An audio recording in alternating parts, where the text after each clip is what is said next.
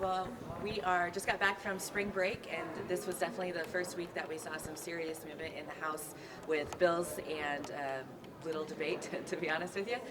The big thing I want to highlight this week, beyond a couple of the bills, is just the process of how things are going over here right now, and a little bit of our frustration from the Democratic caucus. But I will hand it over to our budget ranking member, Representative Meredith, to talk about what happened in the budget committee.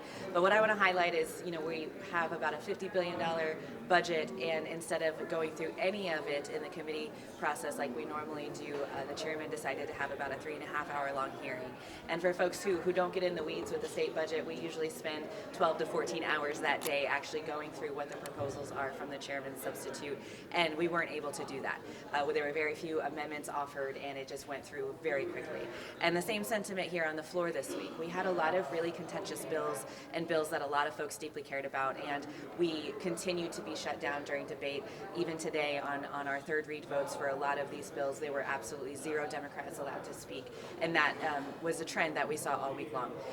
It's been really frustrating that we have 7 weeks of session left, and we are just now in the budget debate. We have yet to debate the federal reimbursement allowance, which is a huge budget need for our Medicaid patients. There are a lot of really big things that the Republican majority has continued to push off, and then here we are on the other side of spring break, and now magically we just have to go as fast as humanly possible and not allow for any discussion on the things that matter. Some of the highlights of bills this week, I do want to give a huge shout out to Representative Rachel Prouty and folks who worked on the Crown Act. We were able to pass that out, something that we've been trying to do for a very, very long time in this body, so we were happy to see that. But there were a lot of contentious bills this week. Of course, the St. Louis police takeover came through, and something that I know our entire caucus is opposed is to the initiative petition process changes. So I want to hand it over to Representative Meredith to give some highlights on the budget, and then we'll answer questions. Sure.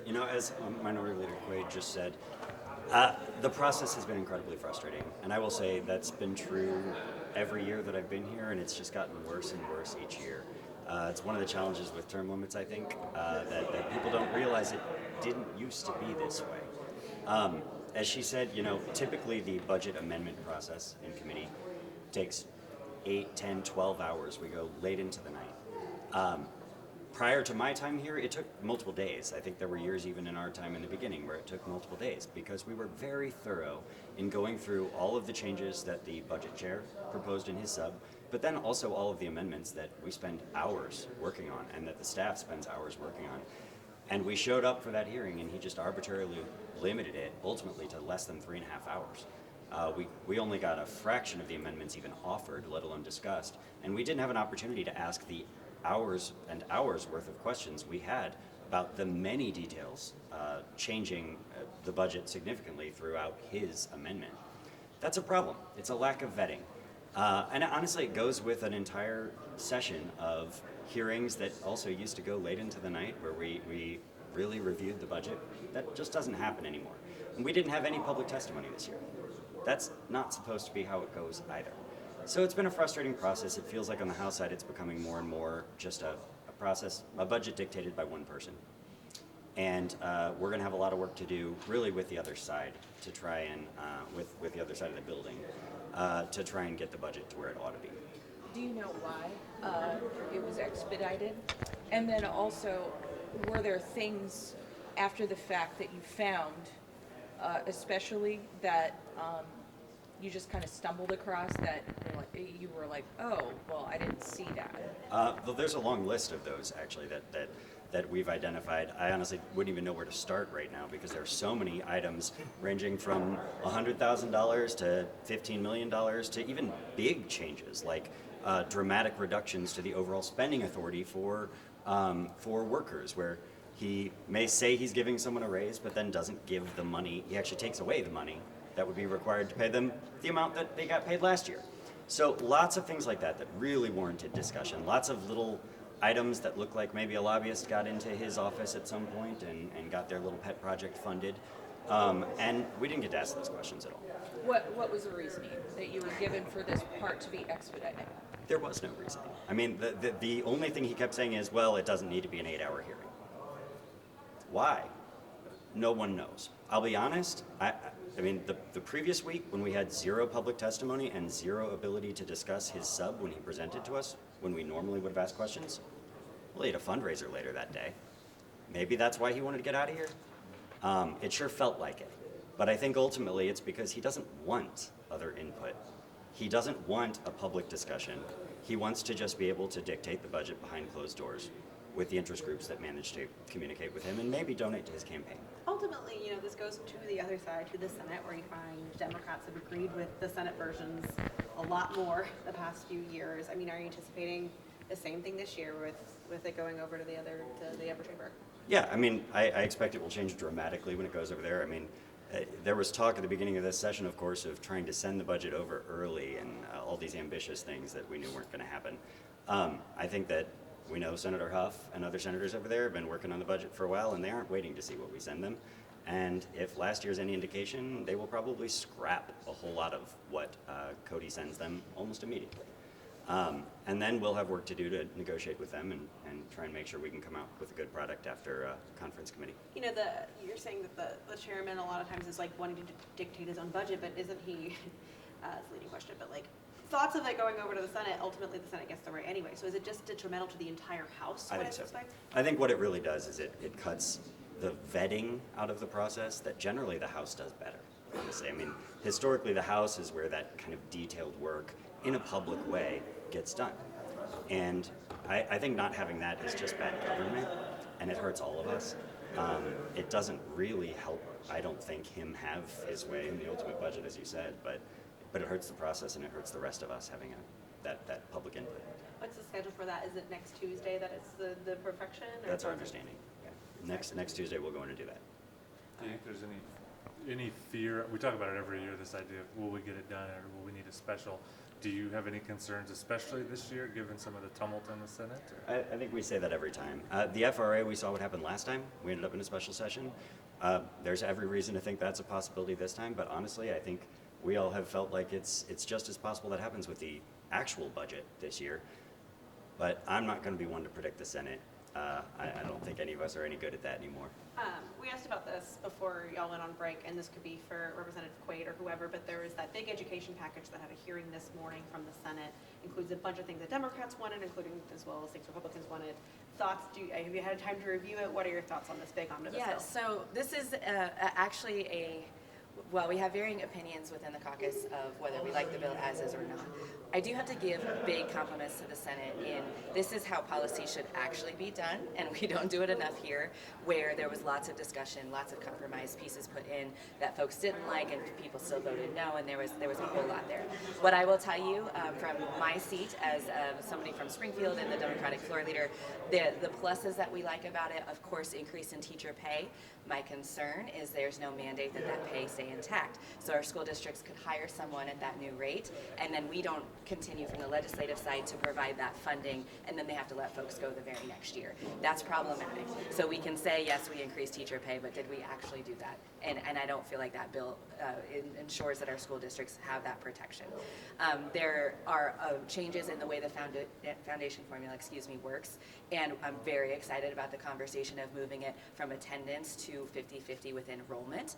We saw post-COVID that there are a lot of problems when it comes to actual student seats in the chairs for money to come to those school districts. So very excited that that conversation is moving forward. There were a lot of monetary changes throughout the bill that we were very excited about. Some obvious concerns for members of our caucus, particularly the Columbia School District having a charter. Many of us would like to see that go to a vote of the people if there was going to be an expansion of charters, and a lot of the caucus members are completely opposed to that. I can tell you our Columbia members are completely opposed to that, and so I will stand with our members on that front. I do believe we're going to try to amend that to get that taken out. And then, of course, the conversation around the vouchers. Some of our members do support the voucher program. What I will tell you personally, some of the concerns that I have is we are taking away the cap of how much money we are spending on this. And that really concerns me when we talk about the future of our budget as a state. We still have multiple triggers from previous tax cuts before I even got here that have not taken effect. So in the next 2 to 4, 6 years, our state budget is going to be drastically different than it is today. And when we take away that cap for vouchers to go to private and parochial schools, that really concerns me for our state funding for public education. My understanding is also with the voucher changes, they took away the the focus to low income and diverse districts and those parameters that were in there from the previous agreement. And so that's definitely something that we would like to change.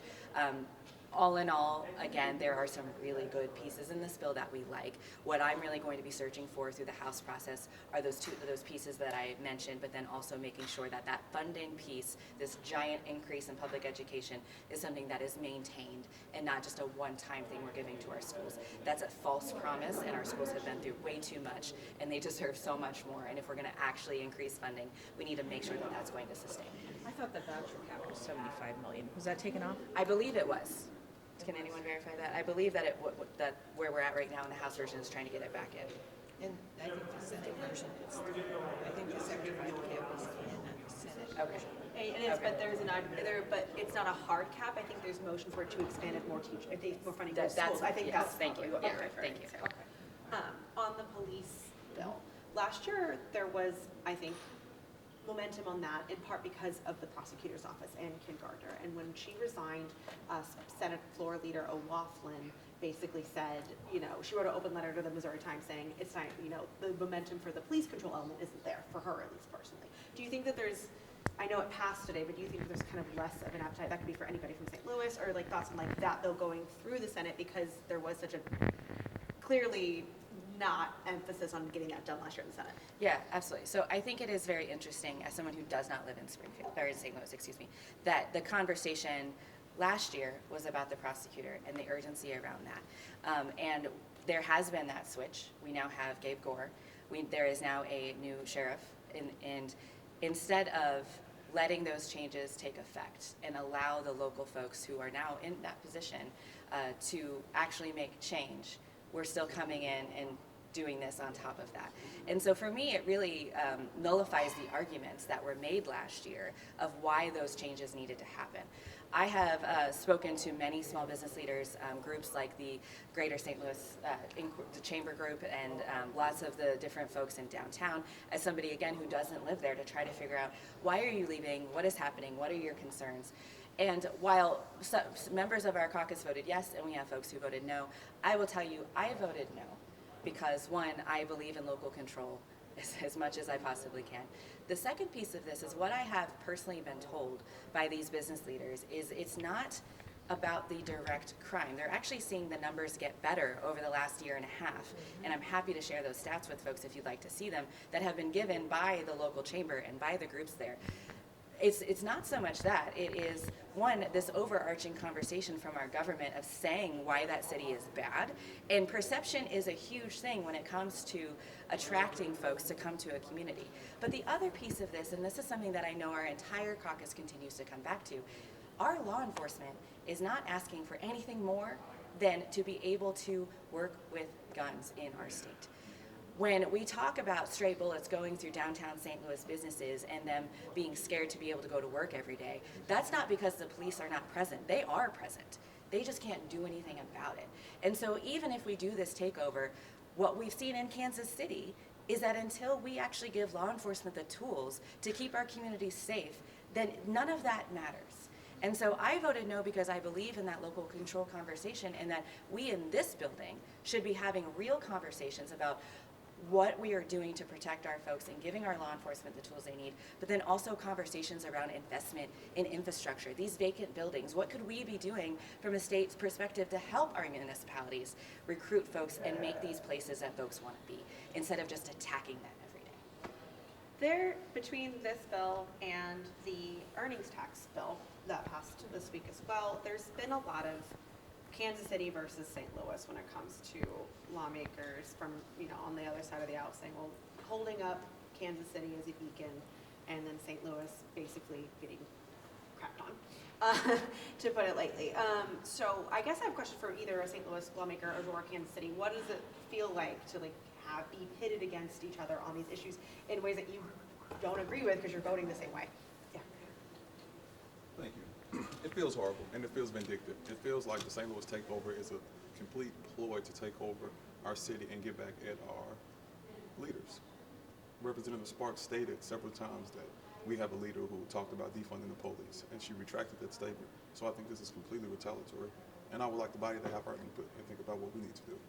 You said that you were wanting, there's compromise language that you would have supported on the police bill. Is there an option of that going into the Senate? Are you going to be having conversations with that in the Senate?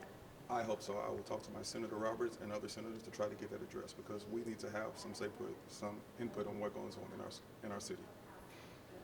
Can we talk about the deep fake bill that passed the House this week? I just skimmed over the bill, but there was a provision about 90 days before an election. So can you talk about how you feel about that bill? Well, it was an interesting debate, and I don't, for folks who weren't paying attention, we were actually pulling up elected leaders' own versions of videos that they made that were not true and inaccurate, where they were attacking folks. And so it was an interesting conversation. I will say that I think it is important as a body that we are having conversations around AI and the changes that are happening in technology. This is a real thing, and it definitely is something that we need to get ahead of, whereas in government, we're usually 20 years behind the technology changes. And so I do like that we're having this conversation. The bill specifically, I think most of us ended up voting for it. I do think that it was I think it could have been done a lot better if we were going to actually attack this conversation. Specifically to the timeline, unfortunately, a lot of things that happen in this body are about elections. And it was very apparent that it was very, very obvious that this was about elections. And in a year where we have all of these primaries where folks are running against each other and a lot of divisiveness within their party, I was not surprised to see this bill move so fast because they are going to be using this technology against each other. One more question for me. On the earnings tax legislation, it is something that Kansas City does with those reimbursements for remote work. Is that something that maybe St. Louis lawmakers are interested in and they want to do a different way? Is it a wait and see? Is it a wait and see what the lawsuit does? I'm curious, opinions on that. Can you say this? Earnings tax? Yeah. I think right now our position is we want to wait and see what the court does. I don't think we should be jumping in on that. But I also think that anytime we talk about going after the earnings tax in St. Louis at a state level, we need to make sure that they have the tools to replace that revenue with something else. Because it costs money to run a city. It costs money to have schools and pay police and all of the things that the earnings tax is the largest payer of. And so we've seen lots of different forms of attacks on it, including that bill, but also bills to just get rid of it entirely. You can't do that without a plan to actually replace it, unless what they really want is to tear down St. Louis City, which it sure feels like a lot of days here. Would looking at what Kansas City does be a possible option if the lawsuit doesn't go St. Louis Possibly. way? You'd have to ask St. Louis City, the mayor's office, and other folks in there about that. Any other questions? Thank you guys so much. Thank you. Thank you. Thanks.